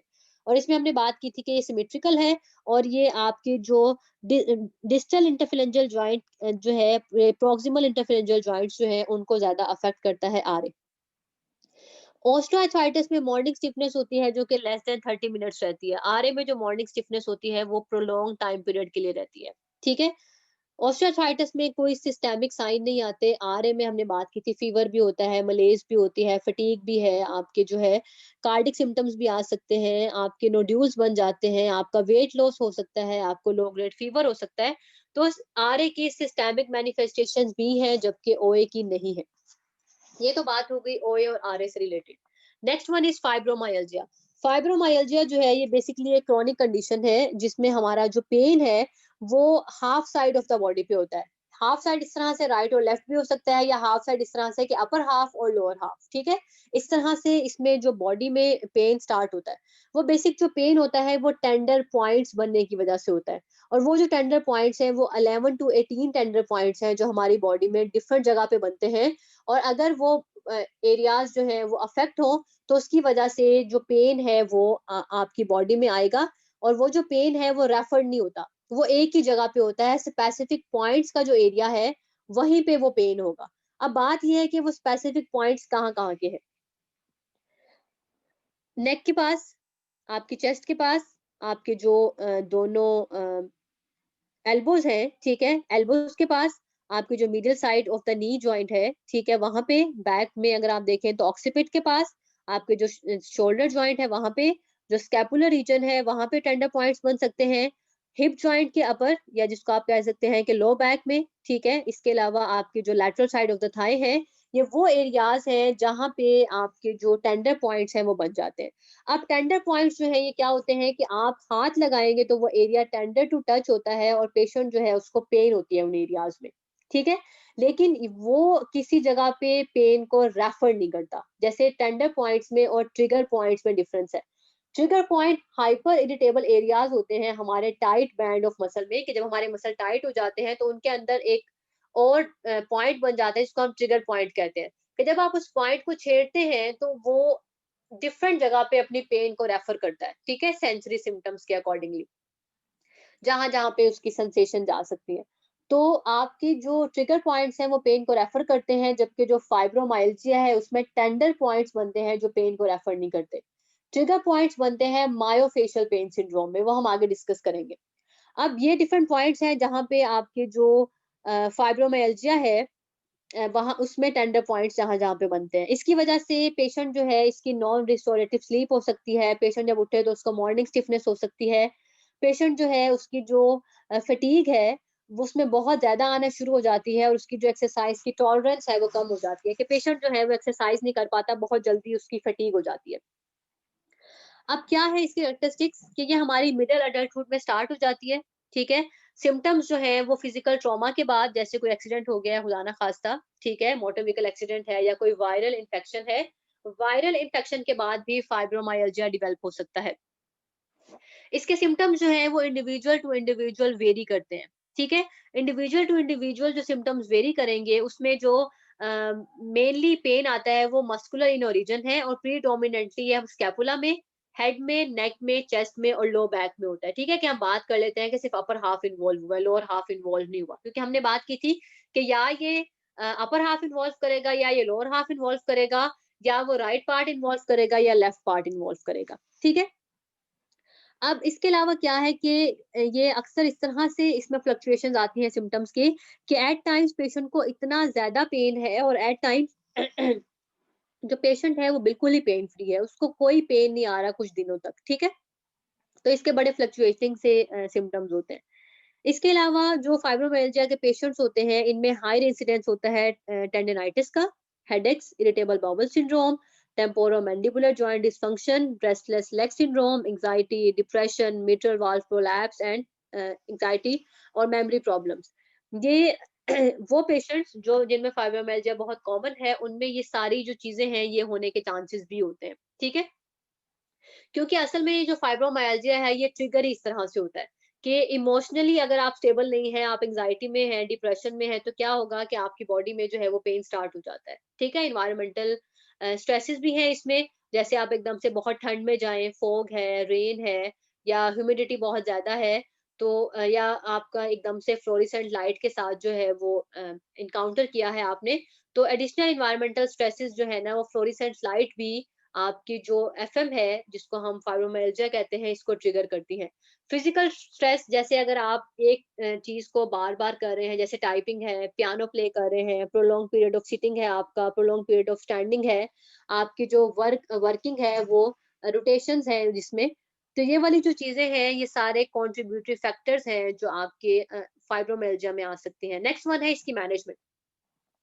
मैनेजमेंट के लिए आप मेडिकेशन प्रिस्क्राइब कर सकते हैं पेशेंट को, ठीक है। इसके अलावा आप पेशेंट को कह सकते हैं कि वो एक्टिविटीज जो उसके सिम्टम्स को एग्जैजुरेट करें तो उनको अवॉइड करने के लिए पेसिंग करें, यानी कि उनके अंदर रेस्ट इंटरवल डालें, ठीक है।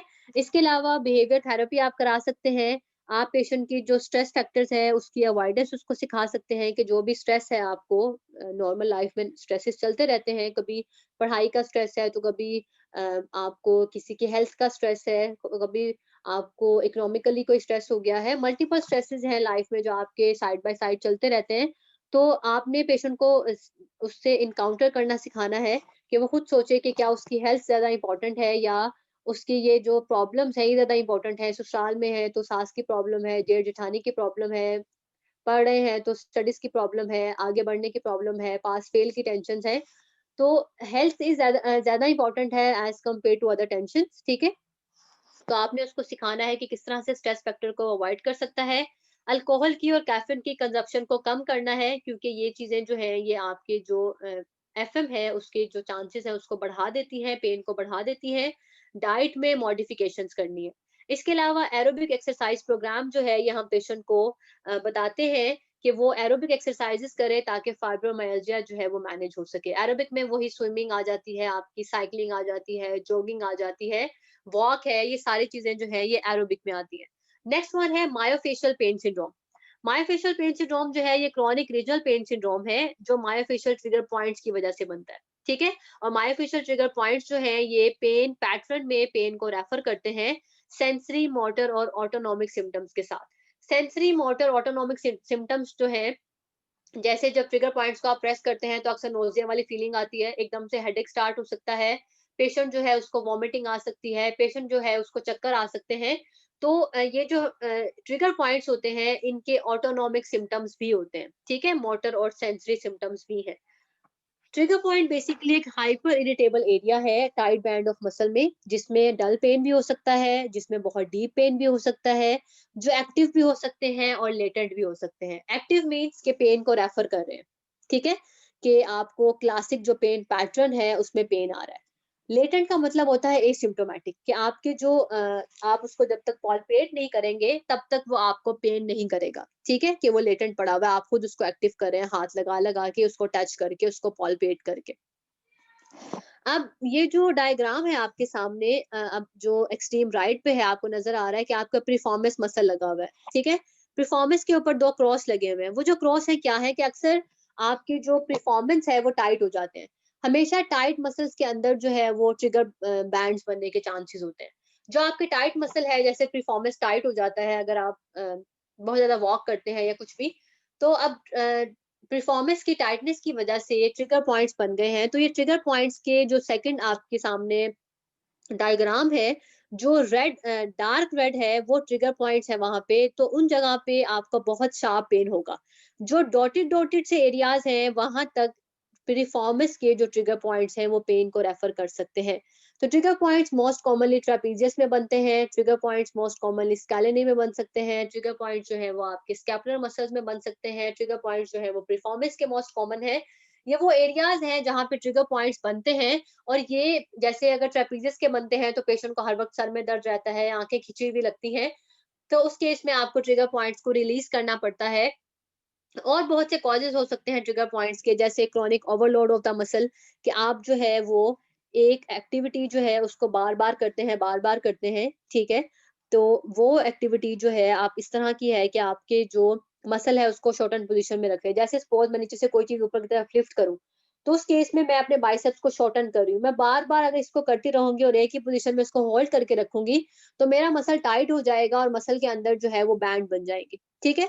तो क्रॉनिक ओवरलोड ऑफ मसल की वजह से, या फिर एक्यूट ओवरलोड। एक्यूट ओवरलोड का क्या मतलब है, मैं गिरने लगी हूँ, मैंने एकदम से किसी चीज को पकड़ लिया और मुझे आइडिया नहीं था कि उसका कितना वेट है, ठीक है, तो एकदम से उस चीज ने मेरे ऊपर वेट डाला, तो एक्यूट ओवरलोड हो गया वो, जो बार बार मेरे रेपिटेशंस में नहीं आ रहा था लेकिन एक ही दफा हुआ था, ठीक है।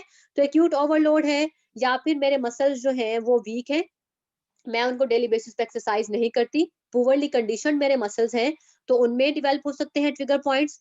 पोस्टरल स्ट्रेस है, जैसे मैं एर्गोनॉमिकली किसी चीज को लिफ्ट करने लगूं लेकिन मैं अपनी प्रॉपर बॉडी मैकेनिक्स का इस्तेमाल ना करूं, ठीक है। जैसे आपने बायोमैकेनिक्स में पढ़ा होगा कि जब भी कोई वेट लिफ्ट करना है उसको क्लोजर टू द बॉडी करना है, उसको बॉडी के नजदीक करके, आपने स्पाइन पे कोई मूवमेंट नहीं देनी, आपने हिप और नी पे जो है वो फ्लेक्शन या एक्सटेंशन करके उठना है। तो इस तरह से आप वेट को लिफ्ट कर सकते हैं। अगर आप प्रॉपर बॉडी मैकेनिक्स का इस्तेमाल नहीं करते तो उस केस में वेट लिफ्टिंग के दौरान आपके जो ट्रिगर पॉइंट्स हैं वो बन सकते हैं। या फिर आप किसी वर्क स्टेशन पे प्रोलॉन्ग पीरियड ऑफ टाइम के लिए काम कर रहे हैं और वो वर्क स्टेशन एर्गोनॉमिकली बिल्कुल ठीक नहीं है, उसके आर्म रेस्ट नहीं है, उसके फुट रेस्ट नहीं है, आपकी जो लैपटॉप है वो नीचे है, तो वो सारी चीजें आपके ट्रेपीजियस के अंदर ट्रिगर पॉइंट्स को बना सकती हैं। तो पोस्टरल स्ट्रेसेस की वजह से भी जो ट्रिगर पॉइंट्स हैं वो बन सकते हैं। इसकी मैनेजमेंट क्या है, या आप एलिमिनेट करें, एलिमिनेट करना है ट्रिगर पॉइंट को, तो उसके लिए क्या कर सकते हैं, कॉन्ट्रैक्ट रिलैक्स पैसिव स्ट्रेच, जो हमने पीएनएफ में पढ़े थे। जब तक ये मसल की लेंथनिंग नहीं हो जाती तब तक आपने कॉन्ट्रैक्ट रिलैक्स पैसिव स्ट्रेच देने हैं। कॉन्ट्रैक्ट रिलैक्स आप एक्टिव स्ट्रेच दे सकते हैं पेशेंट को, और बार बार उसमें रेपिटेशंस कराएंगे आप। ट्रिगर पॉइंट का रिलीज होता है, इसमें हम ट्रिगर पॉइंट्स को अपने जो फिंगर है, इंडेक्स फिंगर और जो थंब है उसके दरमियान में रखते हैं, और उसके ऊपर जो है वो प्रेशर अप्लाई करके रखते हैं 90 सेकंड्स तक, और इतने में जो ट्रिगर पॉइंट है उसको बोन के अगेंस्ट हमने रब करना होता है ताकि वो रिलीज हो जाए। जो बहुत क्रॉनिक ट्रिगर पॉइंट्स होते हैं उनको आपने बहुत जो हार्श मसाज है वो करना होता है, ताकि उसमें पेन बहुत ज्यादा होती है लेकिन जब एक दफा ट्रिगर पॉइंट रिलीज हो जाते हैं तो पेन सबसाइड हो जाती है, ठीक है। आप स्प्रे करके कर सकते हैं रिलीज, क्योंकि बहुत ज्यादा पेन होता है ट्रिगर पॉइंट को रिलीज करने में, तो आप जो एनेस्थेटिक स्प्रे होते हैं या जो कोल्ड स्प्रे होते हैं वो आप एट द पॉइंट ऑफ जो यहाँ पे ट्रिगर पॉइंट बना है वहां पे स्प्रे करके, जब पेशेंट को अब नहीं फील हो रहा कुछ एरिया तो आप ओवर स्ट्रेचिंग कर सकते हैं, आप वहां पे ट्रिगर पॉइंट जो है उसको रिलीज कर सकते हैं, क्योंकि इसका बहुत शदीद पेन होता है। मोडालिटीज आप इस्तेमाल कर सकते हैं, हम अल्ट्रासाउंड इस्तेमाल करते हैं, इसके अलावा ड्राई नीडलिंग है, और जो ट्रिगर पॉइंट्स हैं उनमें इंजेक्शंस भी लगते हैं उनको रिलीज करने के लिए, ठीक है।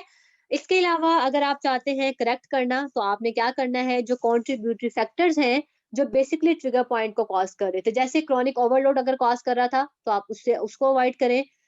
अगर आपके पोस्टर स्ट्रेस कॉज कर रहे हैं तो पोस्टर को मॉडिफाई कर लें। अगर एर्गोनॉमिक प्रिंसिपल की वजह से हो रहा है तो आप चेयर इस तरह की लें जो आपकी सारी बायोमैकेनिक्स जो है उसको ठीक कर दें। तो जो भी कॉन्ट्रीब्यूटरी फैक्टर्स हैं उसको करेक्ट करें। अगर आपके मस्कुलर वीकनेस की वजह से हो रहा है तो मसल्स की स्ट्रेंथनिंग करें। ये मैनेजमेंट है आपकी मायोफेशियल पेन सिंड्रोम की। क्या डिफरेंस है मायोफेशियल पेन सिंड्रोम में और फाइब्रोमाइल्जिया में? पहले हम बात कर लेते हैं इनकी सिमिलैरिटीज की। दोनों में पेन होता है मसल्स के अंदर, दोनों में रेंज ऑफ मोशन कम हो जाती है, दोनों पोस्चरल स्ट्रेस की वजह से होती है। ठीक है, डिफरेंस क्या है? फाइब्रोमाइल्जिया में टेंडर पॉइंट्स बनते हैं, मायोफेशियल पेन सिंड्रोम में ट्रिगर पॉइंट्स बनते हैं। टेंडर पॉइंट्स पेन को रेफर नहीं करते, ट्रिगर पॉइंट्स पेन को रेफर करते हैं। फाइब्रोमाइल्जिया में कोई टाइट बैंड नहीं होता मसल्स का, मायोफेशियल में टाइट बैंड ही होते हैं जिनके अंदर ट्रिगर पॉइंट्स बनते हैं। फाइब्रोमाइल्जिया में हमने बात की थी कि पेशेंट को फटीग होती है, उसकी जो वेकिंग है वो अनफ्रेश्ड होती है, कि वो फ्रेश नहीं उठता। मायोफेशियल पेन सिंड्रोम में कोई फटीग की कंप्लेन नहीं आती पेशेंट्स को। ये इन दोनों में डिफरेंस है और सिमिलैरिटीज हैं। जो लास्ट वन है दैट इज ऑस्टियोपोरोसिस। ऑस्टियोपोरोसिस को मैं बस ऊपर से गो थ्रू करा देती हूँ क्योंकि टाइम कम रह गया है। ऑस्टियोपोरोसिस सिंपली आप सबको पता है कि अगर आपकी बोन मिनरल डेंसिटी कम हो जाती है जिसकी वजह से आपकी बोन जो है वो लीड करे टुवर्ड्स फ्रैक्चर, कि जरा सा भी फोर्स लगेगी तो उसमें फ्रैक्चर के चांसेस हो सकते हैं। इस चीज को हम कहते हैं ऑस्टियोपोरोसिस है। ठीक है, तो ऑस्टियोपोरोसिस को चेक करने के लिए हम कॉमनली जो बीएमडी स्कैन होते हैं, बोन मिनरल डेंसिटी स्कैन, वो कराते हैं या फिर टी स्कोर के थ्रू जो है ये आप चेक कर सकते हैं। टी स्कोर जो है वो एक आप कहें जैसे एक सॉर्ट ऑफ रूलर है जिसमें डिफरेंट मेजरमेंट्स होती हैं। अगर उन मेजरमेंट्स के अंदर ही आ जाएगा तो आप कह देते हैं कि नॉर्मल है, अगर मेजरमेंट से आउट है तो फिर आप कहते हैं कि ऑस्टियोपोरोसिस या ऑस्टियोपीनिया है। दोनों टर्म्स आप पहले पढ़ चुके हैं। मोस्ट कॉमन जो एरियाज हैं ऑस्टियोपोरोटिक फ्रैक्चर्स के, ये भी आप लोगों ने बायोमैकेनिक्स में डिटेल से पढ़ा होगा कि जो स्पाइन है आपकी या जो हिप का फेमरल हेड है, ठीक है, आपकी जो रिब्स हैं, आपकी जो रिस्ट है, ये कॉमनली आपकी जो ऑस्टियोपोरोटिक है और हो जाती हैं और इनके फ्रैक्चर के चांसेस जो हैं वो ज्यादा है। हम बात कर रहे थे कि टी स्कोर से और जो बोन मिनरल डेंसिटी स्कैन है उससे हम ऑस्टियोपोरोसिस को डायग्नोस करते हैं। T score basically standard deviation है, एक रेफरेंस वैल्यू है हमारे पास। ठीक है, वो जो रेफरेंस वैल्यू है वो हमें WHO ने दी है। ठीक है, WHO क्या है? वर्ल्ड की जो हेल्थ ऑर्गेनाइजेशन है उसने हमें कुछ वैल्यूज दी हैं कि अगर इससे स्टैंडर्ड डेविएशन ऊपर और नीचे हो जाएगा तो ऑस्टियोपोरोसिस या ऑस्टियोपीनिया है। जैसे नॉर्मल है 1 या इससे हायर, अगर -1 हो या -2.4 हो यानी कि 1 से कम कम है, ठीक है, तो उस केस में वो ऑस्टियोपीनिया है। अगर 2.5 और उससे भी कम है तो उस केस में दैट इज ऑस्टियोपोरोसिस। तो एक स्टैंडर्ड डेविएशन का डिफरेंस जो है ये रिप्रेजेंट करता है कि आपकी जो बोन मिनरल डेंसिटी है, जो आपका बॉडी मैक्स इंडेक्स है, वो आपके 10 to 12% जो है वो बोन मिनरल डेंसिटी में कमी आ गई है अगर सिर्फ 1 स्टैंडर्ड डेविएशन जो है वो डिक्रीज आ जाए। ठीक है, तो अगर 1 स्टैंडर्ड डेविएशन डिक्रीज आएगा तो इसका मतलब है कि 10 to 12% जो है वो बोन मिनरल डेंसिटी कम हो गई। रिस्क फैक्टर्स क्या क्या है? प्राइमरी होता है, सेकेंडरी होता है। प्राइमरी मींस कि पोस्ट मेनोपॉजल जो वुमेन्स होती हैं, एस्ट्रोजन अब कम हो गया है, एस्ट्रोजन बोन की रिमॉडलिंग करता है, बोन मिनरल डेंसिटी के लिए जरूरी है। अब फीमेल्स को पोस्ट मेनोपॉज हो गया है, उनके जो पीरियड्स थे, जो मेनोपाज का जो मेंस्ट्रुअल साइकिल्स थे वो खत्म हो गए हैं, तो उसके बाद आपकी जो एस्ट्रोजन रिप्लेसमेंट नहीं हुई तो आपकी बोन आहिस्ता आहिस्ता ऑस्टियोपोरोटिक होना शुरू हो जाएंगी। तो ये प्राइमरी कॉज है।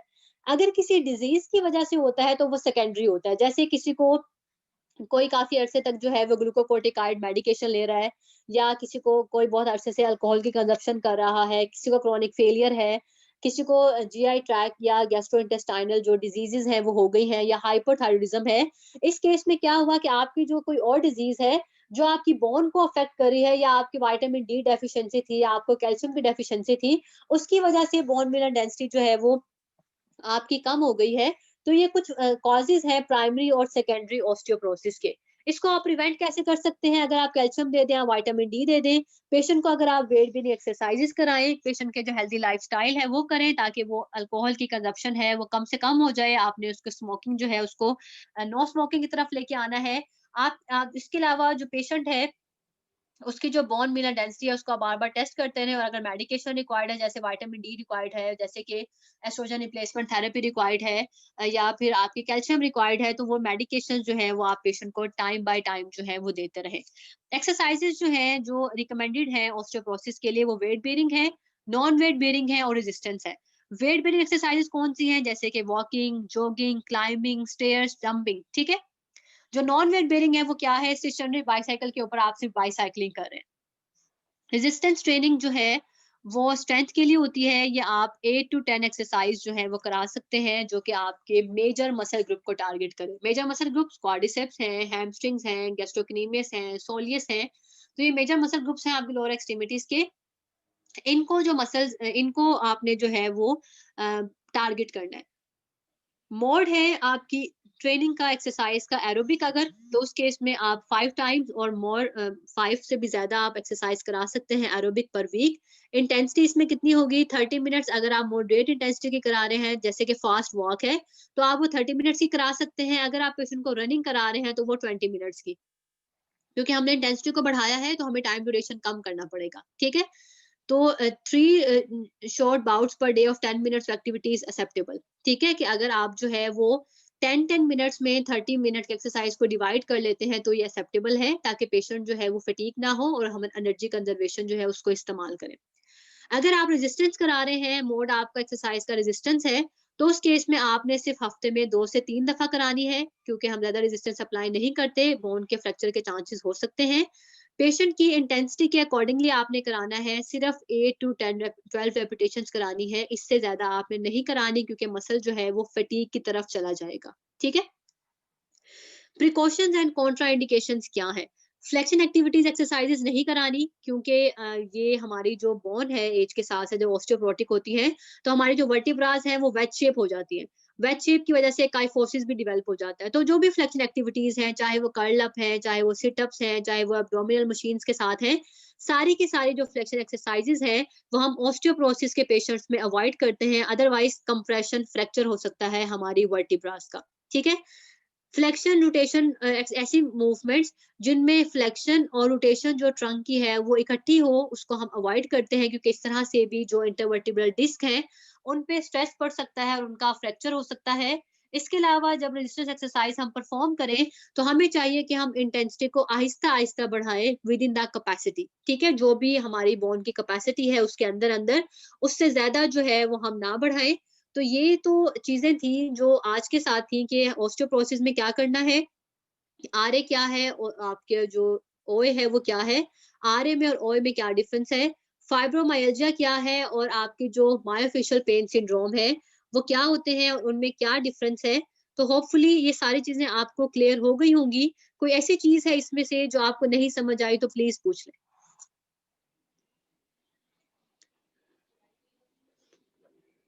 नो मैम, सबको सब समझ आ गई क्लियर है? है। Yes ma'am. कोई ऐसी चीज बीच में जो आपको लगता है कि नहीं समझ आई? मैम एक क्वेश्चन पूछना था। जी बेटा। अस्सलाम वालेकुम मैम, जो रूमेटिक फीवर होता है तो वो आरए से रिलेटेड होता है कि मतलब कि उसके अगर आरए हो तो हमें रूमेटिक फीवर हो जाएगा? नहीं, हम ये नहीं कह सकते कि जिसको आ रहे हैं उसको रूमेटिक फीवर भी हो जाएगा, ऐसा नहीं है। Okay ma'am. ठीक है, जरूरी नहीं है कि हम ये कहें कि जो रूमेटिक फीवर्स होते हैं वो सिर्फ हमारे जो है वो आरए के केस में होते हैं। रूमेटिक फीवर जो है ये बेसिकली वो डिजीजेस होती हैं जो हमारे हार्ट को अफेक्ट करती हैं, या जॉइंट्स को, या ब्रेन और स्किन को भी। ठीक है, तो रूमेटिक फीवर जो है ये तो हमारे जैसे कोई इन्फेक्शन हो गया है स्ट्रेप थ्रोट का, या कोई और ऐसे हमारी जो एंटीबायोटिक्स है इसके लिए लेनी पड़ती हैं। जो हमारी रूमेटॉइड आर्थराइटिस है, आप ये कह सकते हैं कि रूमेटिक फीवर वालों को रूमेटॉइड आर्थराइटिस डेवलप हो सकता है, लेकिन हर रूमेटॉइड आर्थराइटिस में रूमेटिक फीवर होना जरूरी नहीं है। बात समझ आई? Yes ma'am. जरूरी नहीं है कि हर रूमेटिक फीवर जो है वो आरए की तरफ लेके जाए, और जरूरी नहीं है कि हर जो आरए का पेशेंट है उसको रूमेटिक फीवर हो। रूमेटिक फीवर में तो आपकी स्किन, आपका ब्रेन, आपके जॉइंट, आपकी ये सारी चीजें अफेक्ट होती हैं। लेकिन रूमेटाइड आर्थराइटिस जो होता है उसमें सिर्फ और सिर्फ आपके जो आर्थराइटिस का मतलब है जॉइंट की इन्फ्लेमेशन, तो वो सिर्फ जॉइंट को अफेक्ट करेगी। ठीक है, यस मैम। मैम ये जो ऑस्टियोआर्थराइटिस के पेशेंट्स होते हैं लाइक अबव 50 एज के, उनमें उनकी क्या मतलब एक्सरसाइजेस उनको ज्यादा प्रेफर करनी चाहिए? देखिए जो हमारे ऑस्टियोआर्थराइटिस के पेशेंट्स हैं, एक तो पहली चीज ऑस्टियोआर्थराइटिस का डायरेक्ट रिलेशनशिप होता है ओबेसिटी के साथ। अगर पेशेंट का वेट ज्यादा है तो उसका वेट कम करने के लिए उसको बताएं। सेकेंडली, ऑस्टियोआर्थराइटिस डेवलप होता है अगर आपके क्वाड्रिसेप्स की वीकनेस हो। आप क्वाड्रिसेप्स की आइसोमेट्रिक एक्सरसाइज कराएंगे। आइसोमेट्रिक एक्सरसाइज क्वाड्रिसेप्स की कैसे होती हैं? वही जो हमने मसल सेटिंग एक्सरसाइज पढ़ी थी। सिंपली आपने क्या करना है, आपने पेशेंट को कहना है कि नी को स्ट्रेट करके नी के नीचे या तो अपनी वो फिस्ट रख सकता है, ठीक है, अपनी मुट्ठी बना के रख ले, या फिर किसी टॉवल को रैप करके वो अपने घुटने के नीचे रखे और घुटने की जो नीचे वाली तरफ है उससे अपनी फिस्ट को या जो उसने टॉवल रखा है उसको प्रेस करे। उसको प्रेस करके रखे, 10 सेकंड्स तक काउंट करे और फिर उसको छोड़ दे। फिर दोबारा प्रेस करे। हम आइसोमेट्रिक कर रहे हैं क्योंकि हम मसल के लेंथ को चेंज नहीं कर रहे, हम रेजिस्टेंस के अगेंस्ट बस आइसोमेट्रिकली कॉन्ट्रैक्ट कर रहे हैं, ठीक है। तो आइसोमेट्रिक कराते हैं हम क्वाड्रिसेप मसल की। इसके अलावा हम अपने क्लिनिकल प्रैक्टिसेस में ऑस्टियोआर्थराइटिस के पेशेंट्स को ट्रैक्शन देते हैं। ट्रैक्शन के अलावा हम ऑस्टियोआर्थराइटिस के पेशेंट्स को मोबिलाइज करते हैं। मोबिलाइजेशन में जो मुलिगन का कॉन्सेप्ट है MWM, मोबिलाइजेशन विद मूवमेंट, उसके बहुत अच्छे रिजल्ट्स हैं कि पेशेंट की जो रेंज है वो बहुत अच्छी गेन होती है उससे और पेन फ्री होती है वो, ठीक है। तो ये सारी चीजें हम करते हैं हमारे जो ऑस्टियोआर्थराइटिस के पेशेंट्स हैं उनके साथ, और इससे यस मैम, बड़े बहुत मोबिलाइजेशन का तो किया improvements आती हैं। फिर। Okay ma'am, thank you. और अगर एक्यूट है, स्वेलिंग है, बाकी सब चीजें हैं तो फिर हम आइसिंग रिकमेंड कर देते हैं पेशेंट को कि आपने आइस लेनी है, उसको क्रश करना है, उसको क्रश करके शॉपर में डालना है और फिर टॉवल के अंदर रैप करके आपने उसको डिफ्यूज आइसिंग देनी है। पेशेंट तो ये कहता है कि मुझे तो ठंड नहीं आ रही, तो हमें ठंड उसको देनी भी नहीं होती। जब आप डिफ्यूज आइसिंग करते हैं तो वो सर्कुलेशन को इम्प्रूव करती है, तो सर्दियों में भी आप कर सकते हैं। वरना सर्दियों में एकदम से बर्फ का सुन के पेशेंट वैसे ही डर जाता है कि बर्फ की टकोर, और सर्दियों में हालांकि वो डिफ्यूज करनी होती है कि वो आपके ठंडक बिल्कुल नहीं पहुंचाती, वो सिर्फ आपकी सर्कुलेशन को इम्प्रूव करने के लिए होती है। इसको हम कायरोथेरेपी कहते हैं। वो आप होपफुली जब आप लोग अपने ये पढ़ेंगे यस मैम, ये इशू इलेक्ट्रोथेरेपी। मेरे पापा को है ये इशू, तो वैसे मूवमेंट्स वगैरह जब हमने उन्हें करवाई थी तो उससे काफी उन्हें इफेक्ट हुआ था, मतलब काफी रिकवर हुए हैं वो। अगर आपके बाबा को ये है तो फिर आप उनके क्वाड्रिसेप्स की स्ट्रेंथनिंग कराओ डेली बेसिस पे 3 टाइम्स अ डे, और हर टाइम पे आप 10 टाइम्स रिपीट करोगी जो भी आप क्वाड्रिसेप्स की कराओगी आइसोमेट्रिक। इसके अलावा आप उन्हें वॉक कराओ और साथ में आप उनको नी जॉइंट पे ट्रैक्शन दो। ट्रैक्शन इतनी मुश्किल नहीं है, आपने सिंपली सीधा लिटाना है स्पाइन लाइन में। उसके बाद आपने जो डिस्टल एंड है, एंकल है जहाँ पे, वहां से सिर्फ आपने दोनों हाथों से ग्रिप करना है और आपने जो है वो अपनी तरफ पुल करना है, ठीक है, पीछे होते हुए अपनी तरफ पुल करें तो ऑटोमेटिकली जॉइंट पे ट्रैक्शन आ जाएगी नी जॉइंट पे, ठीक है, स्ट्रेट में। अगर आप जरा सा भी इसको साइडवेज लेके जाओगे, जैसे लेग्स को आप आर्ट करोगे abduction में, तो वो सारी जो फोर्सेस हैं वो हिप जॉइंट की तरफ चली जाएंगी, वो फिर हिप की ट्रैक्शन बन जाएगी। अगर आप स्पाइन लाइन में स्ट्रेट, आप सिर्फ नी को एंकल से अगर आप ग्रिप करते हो अपने बाबा की लेग को, और उससे अगर आप पीछे की तरफ मूव करोगी तो ऑटोमेटिकली जो आपका नी जॉइंट है उस पे ट्रैक्शन आएगी और ट्रैक्शन से पेन बहुत हद तक सबसाइड हो जाती है। Okay ma'am, thank you so much. You are welcome. इसके अलावा कोई क्वेश्चन है किसी का?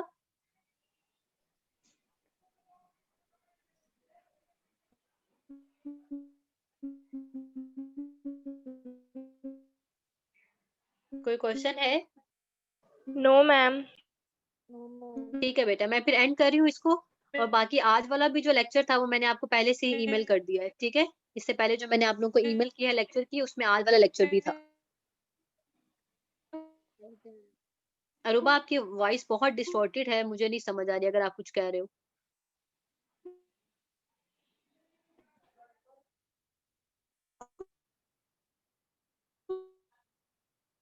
बेटा आपकी वॉइस नहीं आ रही, बाकियों को आ रही है क्योंकि मुझे नहीं आ रही। नो मैम, इसकी नहीं आ रही है। आपका जो भी क्वेश्चन हो बेटा, क्योंकि आपकी मुझे वॉइस नहीं आ रही, शायद आपका नेट इशू है, तो आप मुझे ईमेल कर दो बेशक। इसके अलावा कोई क्वेश्चन है तो ठीक है, अदरवाइज फिर मैं इसको एंड कर देती हूँ। है किसी का कोई क्वेश्चन? No ma'am. चले ठीक है बेटा, ओके, अल्लाह हाफिज। अल्लाह हाफिज मैम। अल्लाह हाफिज। अल्लाह हाफिज।